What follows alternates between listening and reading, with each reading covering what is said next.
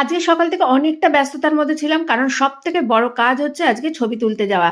তাই জন্য সকাল সকাল উঠে আমি ডাল করে নিয়েছি, এদিকে করে নিয়েছি পেঁয়াজ কলি আলু ভাজা, আর করেছি পটল আলুর তরকারি, পেঁয়াজ আদা দিয়ে পটল আলুর তরকারি করে নিয়েছি।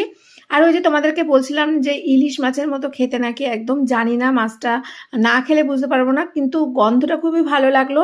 তো সেটা করেছি সর্ষে দিয়ে। এদিকে ডিম সেদ্ধ দিয়েছিলাম সকালবেলা, খাবারটা টাইম পাইনি একটুকু। এদিকে কুমড়ো আলুর তরকারি করেছিলাম, রুটি দিয়ে খাবো, সেটাও খেতে পারিনি, ছেলে একটুখানি খেয়েছে। আর দেখো এদিকে করে নিয়েছিলাম ভাত।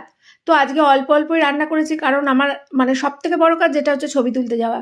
সেখান থেকে এসে স্নান সেরে পুজো সেরে পুজোরই একটা মিষ্টি দিয়ে রুটিটা খেয়ে নিলাম, কারণ প্রচণ্ড খিদে পেয়েছে। সকাল থেকে আমি মানে জলটা খাওয়ারও সময় পাইনি, সকাল থেকে একটুও সময় পাইনি বন্ধুরা। সকালবেলা উঠে রান্নাবান্না সেরেই চলে গেছিলাম ছবি তুলতে।